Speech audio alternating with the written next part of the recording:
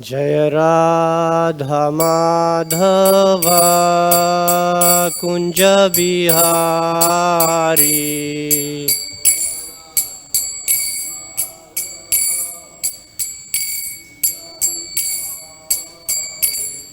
जय राधा माधव कुंज बिहारी।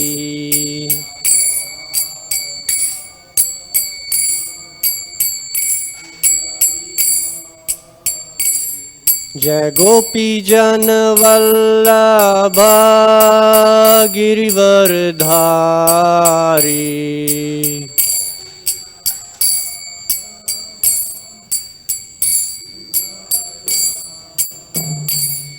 जय गोपी जन वल्लभ गिरिवरधारी।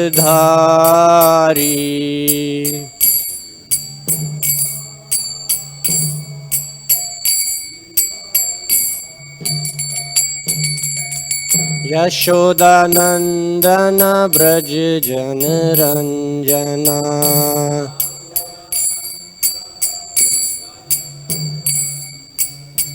यशोदानंदन ब्रज जन रंजना।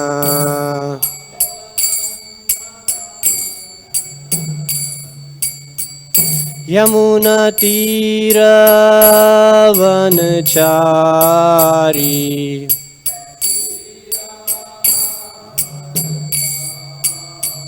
यमुना तीर वनचारी।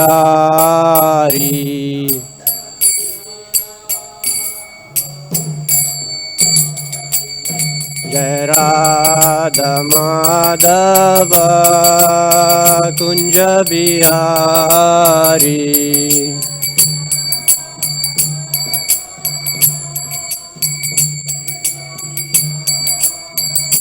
जय राधा माधव कुंज बिहारी।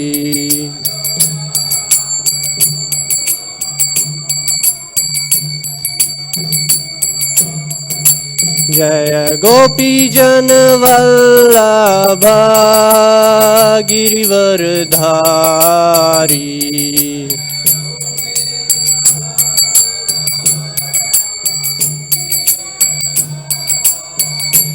जय गोपी जन वल्लभ गिरिवरधारी।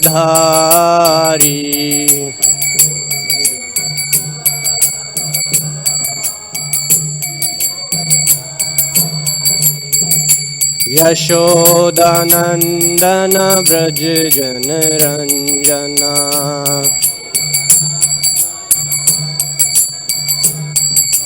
यशोदानंदन ब्रज जन रंजना।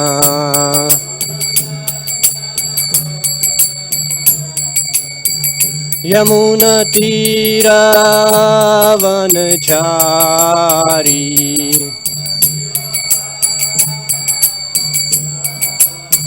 यमुना तीर वनचारी।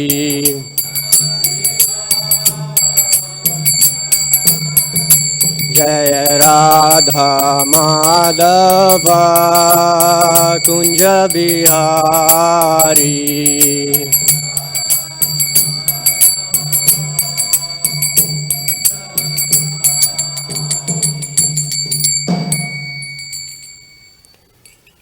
जय ओम विष्णुपाद परमहंस प्रिव्रजकाचार्य स्तोत्र सत अभय चरणारविंद भक्ति वेदांत स्वामी शील प्रभुपाद की जय। इस्कॉन फाउंडर आचार्य बीबीटी फाउंडर आचार्य शील प्रभुपाद की जय। जय ओम विष्णुपाद परमहंस प्रिव्रजकाचार्य स्तोत्र सत श्री श्रीमद् भक्ति सिद्धांत सरस्वती ठाकुर गोस्वामी महाराज प्रभुपाद की जय। अनंत कोटि वैष्णव वृंद की जय। ग्रंथराज श्रीमद् भागवतम की जय। निताय गौर प्रेमानंदी हरि हरि बोल। All glories to the assembled devotees, Hare Krishna. All glories to the assembled devotees, Hare Krishna. All glories to the assembled devotees, Hare Krishna. All glories to Shri Guru and Gauranga.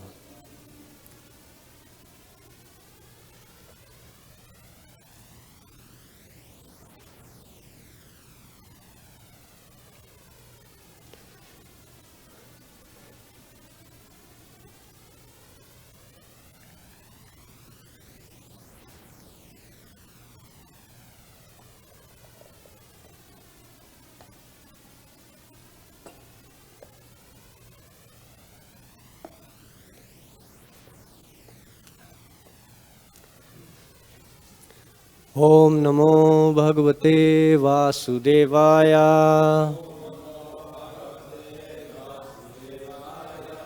ओम नमो भगवते वासुदेवाय।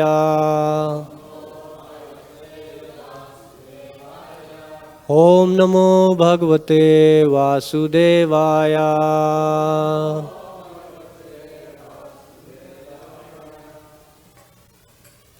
Hare Krishna. Continue reading from Srimad Bhagavatam, Canto 3, Chapter 26. Today we have to cover at least 10 texts. Many of them they do not have purports. So we will chant 72 together.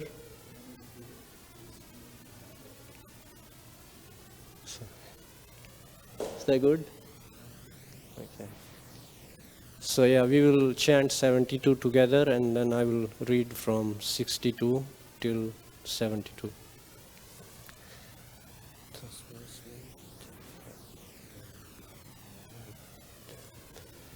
तमस्मिन् प्रत्यग आत्मानं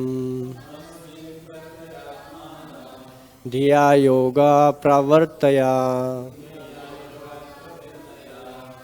भक्त्या विरक्तया ज्ञानेन विविच्यात्मनि चिन्तयेत् तस्मिन् प्रत्यग आत्मानं तम अस्मिन् प्रत्यग आत्मानं धिया योगा प्रवर्तया भक्तया विरक्तया ज्ञानेन विविच्यात्मनि चिन्तयेत्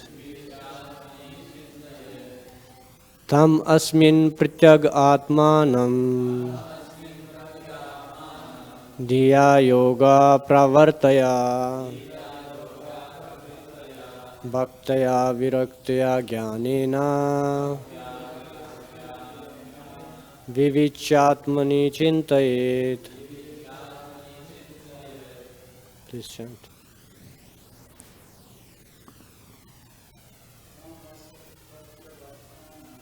तमस्मिन् पृथग् आत्मानं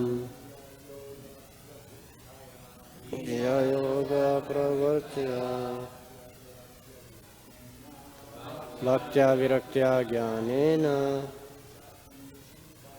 विविच्यात्मनि चिन्तयेत् तमस्मिन् प्रत्यग आत्मानं धिया योगा प्रवर्तया भक्त्या विरक्त्या ज्ञानेन विविच्यात्मनि चिन्तयेत् तमस्मिन् प्रत्यग आत्मानं धिया योगा प्रवर्तया भक्त्या विरक्त्या ज्ञानेन विविच्यात्मनि चिन्तयेत् तमस्मिन् प्रत्यग आत्मानं धिया योगा प्रवर्तया भक्त्या विरक्त्या ज्ञानेन विविच्यात्मनि चिन्तयेत् तमस्मिन् प्रत्यग आत्मानं धिया योगा प्रवर्तया भक्त्या विरक्त्या ज्ञानेन विविच्यात्मनि चिन्तयेत्. माताजी. तमस्मिन् प्रत्यग आत्मानं धिया योगा प्रवर्तया भक्त्या विरक्त्या ज्ञानेन विविच्यात्मनि चिन्तयेत् तमस्मिन् प्रत्यग आत्मानं धिया योगा प्रावर्तया भक्त्या विरक्त्या ज्ञानेन विविच्यात्मनि चिन्तयेत्. Word to word, please repeat. Tam, upon him, asmin, in this, pratyak atmanam, the super soul, dhiya, with the mind, yoga pravartaya, engaged in devotional service, bhaktya, through devotion, viraktaya, through detachment, jnanena, through spiritual knowledge, vivichya, considering carefully, atmani, in the body, chintayet, one should contemplate. Translation and purport by His Divine Grace Abhay Charnarvind Bhaktivedanta Swami Prabhupada Srila Prabhupada Ki Jai. Translation. Therefore, through devotion, detachment and advancement in spiritual knowledge acquired through concentrated devotional service, one should contemplate that super soul as present in this very body, although simultaneously apart from it. Purport. One can realize the super soul within oneself. He is within one's body, but apart from the body, or transcendental to the body. Although sitting in the same body as the individual soul, the super soul has no affection for the body, whereas the individual soul does. Therefore, one has to detach himself from this material body by discharging devotional service. It is clearly mentioned here, bhaktya, that one has to execute devotional service to the Supreme. As it is stated in the first canto, second chapter of Srimad Bhagavatam 1-7. Vasudeve Bhagavati Bhakti Yoga Prayojita. When Vasudev, the all-pervading Vishnu, the Supreme Personality of Godhead, is served in complete pure devotion, detachment from the material world immediately begins. The purpose of Sankhya is to detach oneself from material contamination. This can be achieved simply by devotional service to the Supreme Personality of Godhead. When one is detached from the attraction of material prosperity, one can actually concentrate his mind upon the super soul. As long as the mind is distracted towards the material, there is no possibility of concentrating one's mind and intelligence upon the Supreme Personality of Godhead or His partial representation, Super Soul. In other words, one cannot concentrate one's mind and energy upon the Supreme unless one is detached from the material world. Following detachment from the material world, one can actually attain transcendental knowledge of the absolute truth. As long as one is engaged in sense enjoyment or material enjoyment, it is not possible to understand the absolute truth. This is also confirmed in Bhagavad Gita 18:54. One who is freed from material contamination is joyful and can enter into devotional service. And by devotional service, he can be liberated. In the Srimad Bhagavatam, first canto, it is stated that one becomes joyful by discharging devotional service. In that joyful attitude, one can understand the signs of God or Krishna consciousness. Otherwise, it is not possible. The analytical study of the elements of material nature and the concentration of the mind upon the Supersoul are the sum and substance of the Sankhya philosophical system. The perfection of this Sankhya Yoga culminates in devotional service unto the Absolute Truth. Thus end the Bhaktivedanta purports of the third canto, 26th chapter of the Srimad Bhagavatam, entitled Fundamental Principles of Material Nature. So last class went up to, let's see.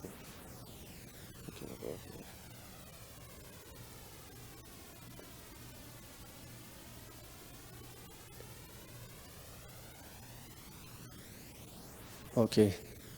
Archita Prabhu spoke yesterday on text 61, where he was explaining this. After the mind, the moon appeared, intelligence appeared next, and after intelligence, Lord Brahma appeared. Then the false ego appeared, and then Lord Shiva. And after the appearance of Lord Shiva came consciousness, and the deity presiding over consciousness.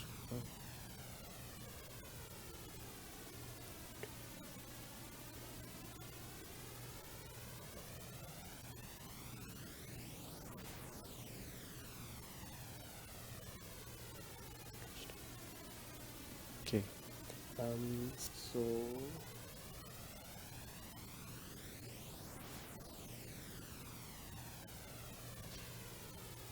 all right. Let's see now. So in this chapter, we are hearing how, especially in this section, we are hearing about the Virat Purusha, how the Virat Purusha manifests different organs and their presiding deities who control those specific organs and functions of those organs. I have a little list of these different deities. So we'll just go through that first and then we can. So this is I'm sure we remember hearing in previous classes, for every specific sense activity we do, there is a specific organ that we use, and there is a presiding deity of that. So the presiding deity for speech is god of fire, Agni Dev. And then for prana, our life air, that's the wind god, Vayu. What's the god for sight? Can anyone guess? For seeing. Who is the presiding deity? Surya Dev, yes. It's also mentioned about Surya Dev in Brahma Samhita that Surya is also the eye of the Lord. Through Surya, Lord is overseeing the whole cosmic creation. God of water is in charge of the faculty of procreation. And then Indra, he is in charge of the hands. And for our movement, we need legs, so Vishnu is in charge of that. Now, Bhrigupati Prabhu was explaining how Ayurveda has some natural healing processes. And he was saying if someone has some nervous instability, you can go and take in bath in a flowing river and it will help resolve that issue. So here, deity of rivers, they are in charge of our veins, our nervous system, and that's why when someone who knows these things, they go take a bath in a flowing river, it can help them deal with these kind of issues. So Ayurveda is also part of the Vedas, which gives a lot of details on how we can naturally heal our body. Anyone has issues with digestion? So here, ocean, presiding deity of the ocean can help you with that. He's in charge of the abdomen and the digestive system. Now, Archita Prabhu, I believe he was talking about moon god yesterday. Moon god is in charge of our mind. That's why we see on full moon, I don't know if you have noticed, but on full moon, many people go loco. So, many people go crazy. I know one devotee who tells me on full moon day, he doesn't go to work because everyone is acting very crazy. Of course, full moon affects those people in that way who are not engaged in any kind of authentic spiritual practice, because their mind, they don't have any healthy practice for the mind, so there is very high energy of the moon and it makes them do crazy things, and later they realize, oh, why did I do it? But spiritual practitioners, yogis, devotees, they know how to harness the full moon energy. Like we just ended a wonderful month of Kartik, starting from what was the Sharad Purnim to Rasa Purnim. 1 month, full absorption, chanting Damodarashtakam every day, offering lamps, and so many other parts of the Vrata devotees were doing. So it's very easy to absorb in that way. And the full moon doesn't affect us, but it energizes us to do more devotional service. So moon is in the mode of goodness. And if we engage our mind in mode of goodness activities, it can help us transcend. Lord Brahma, he's in charge of the intelligence, and we know he's influenced by the mode of passion because he has to create the material cosmos. Lord Shiva, he's in charge of false ego. In the 4th canto, there are many beautiful prayers. One can pray to Lord Shiva. He's the deity he prays to is Lord Sankarshana. And in the 4th canto, there is very beautiful description of Lord Shiva, where he is offering these amazing prayers. So he's in charge of false ego. If we can also pray to him to help us become free from false ego and develop real ego. Hankar and Ahankar. Ahankar is material ego, false ego, where we identify with our body, and Hankar is that I am an eternal servant of Krishna. So Lord Shiva, he is in charge of mode of ignorance. Later we will hear in one of the verses it says that when we come to this material world, we are absorbed in ignorance because we identify with our material body, with our material existence. So we are in ignorance, but by following these practices, we can get out of ignorance. And then Chaitya, the deity presiding over consciousness. Chittena hridayam chaitya says when the inner controller, the deity presiding over consciousness, entered the heart with reason, at that very moment the cosmic being arose from causal waters. So in previous verses from 62 to 70, we are just hearing how all these different presiding deities, they tried to wake up the Virat Purusha, but they could not wake him up from sleep to activity. When it happened is when the presiding deity or consciousness, he entered, that's when Virat Purusha came to activity. It says here, when the inner controller, the deity presiding over consciousness, entered the heart with reason, At that very moment, the cosmic being arose from the causal waters. The relationship between the Virat Purusha and the presiding deities or the living entities is so intricate that simply by exercising the sense organs which are related to their presiding deities, the Virat Purusha cannot be aroused. It is not possible to arouse the Virat Purusha or to link with the Supreme Absolute Personality of Godhead by material activities. How is it possible? Only by devotional service and detachment can one perform the process of linking with the Absolute.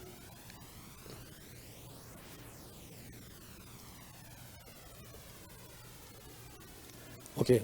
One point from here is living entities, they have affection for their body.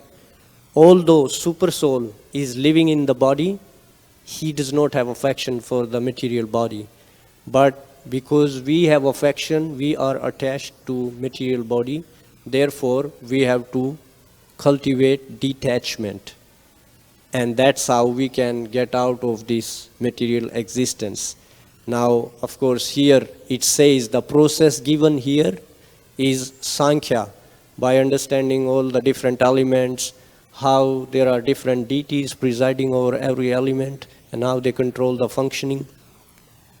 One can understand that, but then it also says that the perfection of Sankhya philosophy is when one actually takes to devotional service. When one understands that there is a presiding deity, there is a controller, then what does one have to do? They have to offer service. They have to serve that presiding deity, and through that service we can cultivate detachment and devotion. And by that devotion, one can get out of this material existence. So in text 55, it says there, it is corroborated by the statement of Srimad Bhagavatam and also by Brahma Samhita that the sun appeared after the appearance of the eyes of the universal form of the Lord. Sun is dependent on the eyes of the universal form.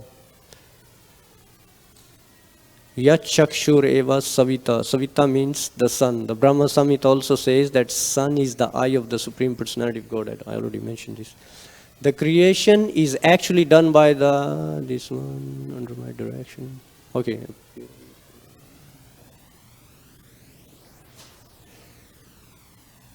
Okay, here. In order to fix the purified mind in the service of the Supreme Lord, one has to worship the spotless moon, Gaura Chandra.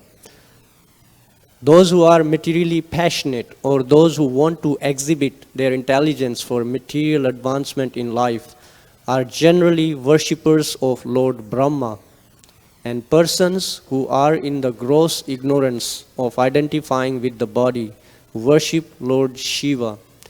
Materialists like Hiranyakashipu and Ravana are worshippers of Lord Brahma or Lord Shiva, but Prahlad and other devotees in the service of Krishna. So we have to follow these Mahajans, Mahajanoyena Gata Sapantha. We have to follow these Mahajans like Prahlad Maharaj. In the service of Krishna consciousness, worship the Supreme Lord, the Personality of Godhead. So we have to rechannel our sense activities from concentration on outside to inside. From text 63 to 70, we hear about all these different presiding deities, and then it mentions that how one can awake this super soul or Virat Purusha is by going inside, not by outside. Not just by engaging in material activities, we can invoke this deity. We have to invoke by performing devotional service.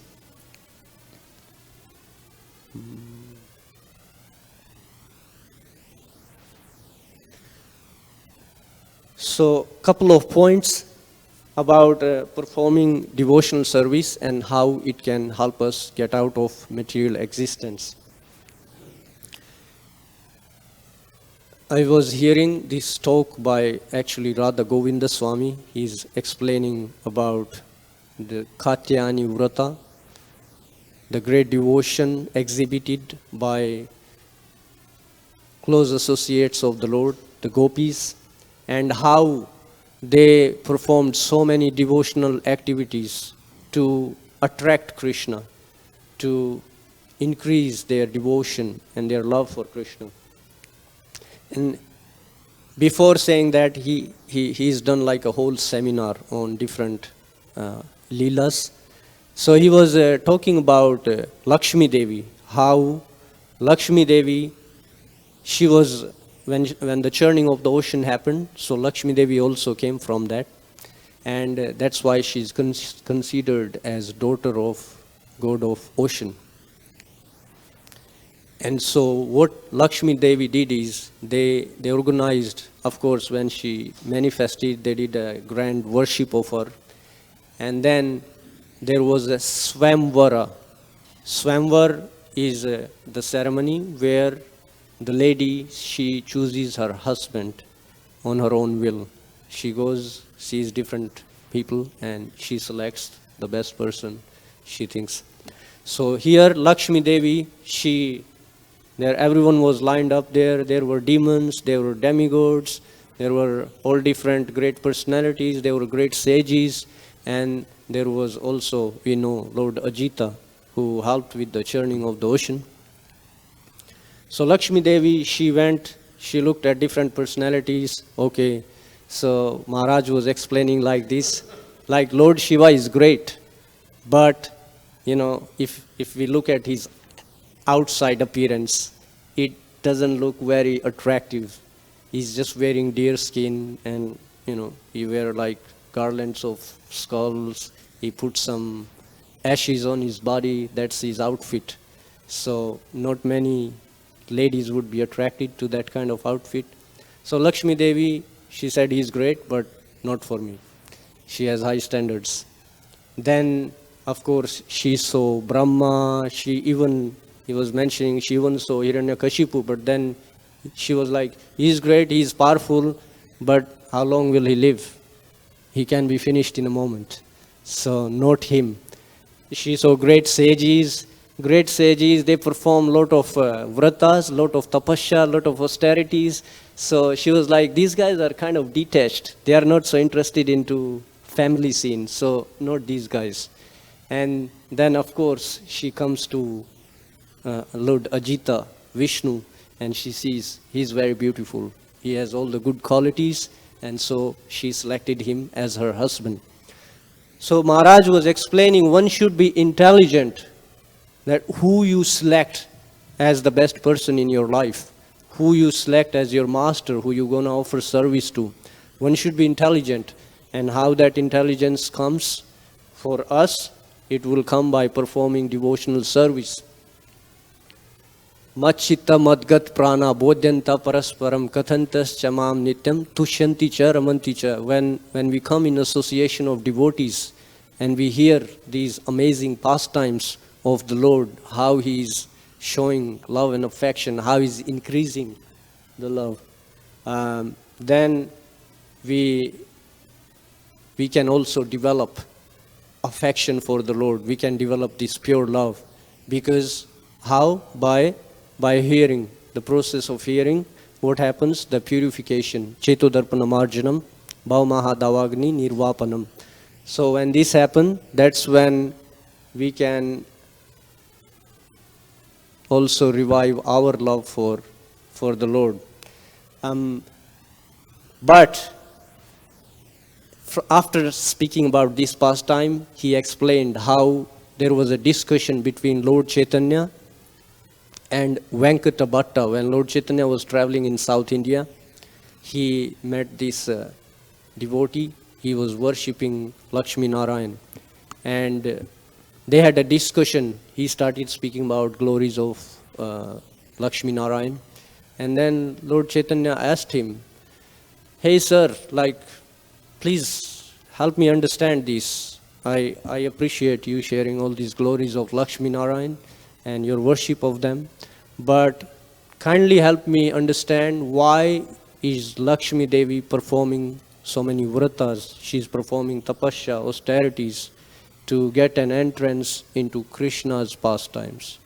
So if Narayan is so great, why she has to do that? She is considered as a very chaste woman, chaste lady. So why is she performing tapasya to enter into pastimes of Krishna? And then Venkatabhatta, he actually got confused hearing all this. And of course, he asked Lord Chaitanya, I do not know, please you help me understand. And that's when Lord Chaitanya explains about the exalted devotional service performed by the gopis, so he can understand how, of course, Lakshmi Devi's devotional service is extraordinary. An ordinary living entity, what to talk about them, even great demigods, they cannot match her devotional service. She is always at the lotus feet of the Lord. But still, even within devotional service, there are different gradations of different intensities and advanced levels of performing devotional service. There is different intensities of showing, expressing love and affection. Now, Maharaj was even explaining like how even within the gopis there are two groups. One is the right wing, which is more agreeable to whatever Krishna says, and another one is the left wing, which is like a bit more feisty. They are not so agreeable to what Krishna says. So the other feisty group is the group of Srimati Radharani and Lalita Vishakha, and then the other group is Chandravali. So even within these two groups, their devotional service is very exalted. But even within that, there are different degrees of devotion where relatively one is considered higher than the other. So the left-wing gopis, their devotion is more exalted than the right wing. And of course, even within that, Srimati Radharani, she is the most dear to Lord Krishna because of her, no one can match her devotional service. There is no match. But what sadhakas they can do is they can aspire to become her assistants, actually even assistants of her assistants. Because we know the Goswamis, 6 Goswamis, they are actually the different manjaris who are very confidential assistants of Srimati Radharani, and they are the ones who communicate different important messages, because these manjaris, they are actually very young. They do not even have any consciousness of what an adult can have. Their consciousness is like an innocent child. So they just receive the message, and just like a child may go and tell their parents, they just go and communicate the message. So that's how there is like a whole dealing between different devotees, even within the spiritual realm. So Maharaj was explaining how there are different gradations of devotion, and we should understand them. Just like here, through Sankhya, we should understand how the material cosmos operates, how different elements are there. There is someone controlling those elements. It's not like it's just there and it's available for anyone to take and use however they like. No, there are controlling deities, and they are overseeing these things. So same way, there are persons who have the adhikar to give that devotion, that love, that bhakti that we are longing for. Because what are we praying every morning when we are singing Tulsi Arati? Give me the adhikar. We are asking the adhikar, the qualification to render devotional service. So there are so many different activities to cultivate devotion, but of course the most easy one is by hearing about these pastimes, and we can pray to these personalities. Now we know there is no Damodar Ashtakam, so not many people are coming to the temple, right? But I don't know how many people know this is the time for Katyayani Vrata. the gopis, they are actually performing so many austerities. They are worshipping Durga. This is the best way to worship Durga. If anyone is in Durga worship, you can learn from the gopis how to worship Durga. They are worshipping Durga. Why?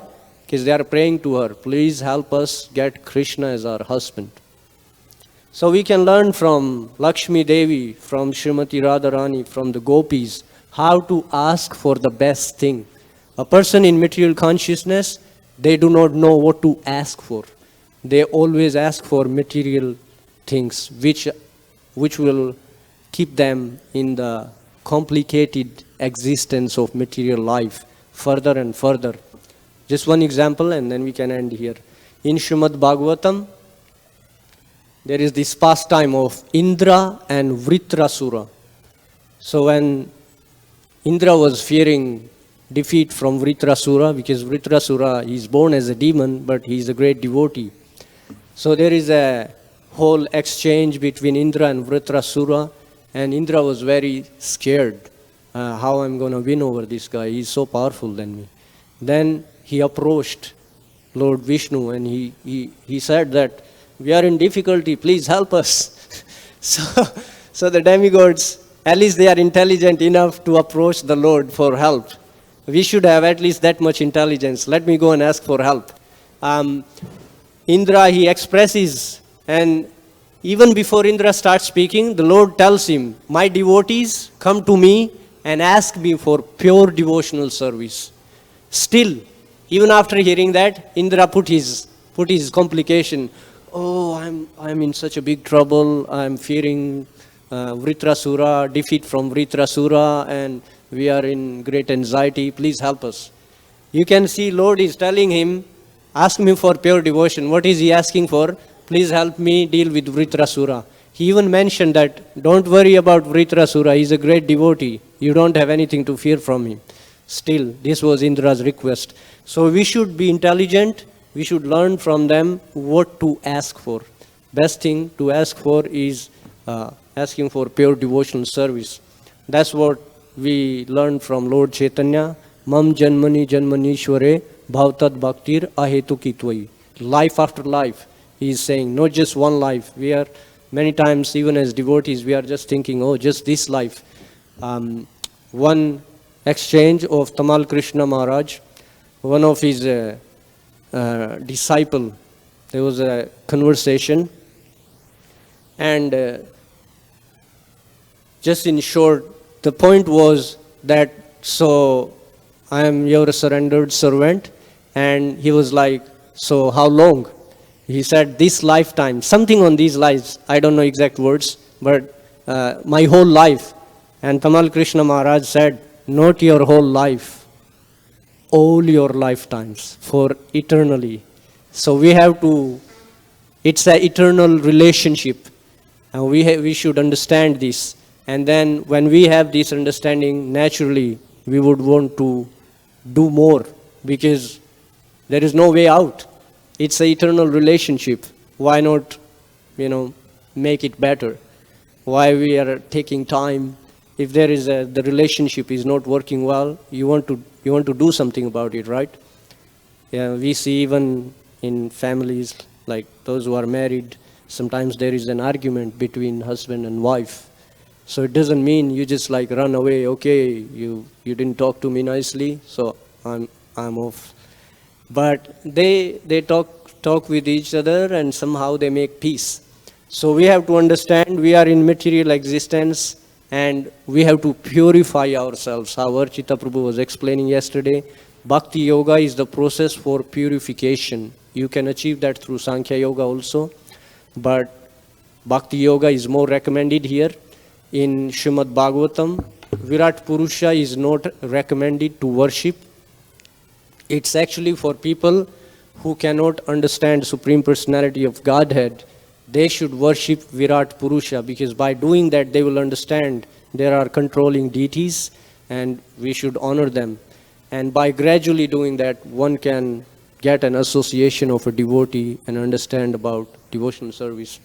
So these were some of the thoughts. It's already time, I guess we can end here. Thank you very much for your kind attention. ग्रंथराज Shrimad Bhagavatam की जय। श्रील प्रभुपाद की जय।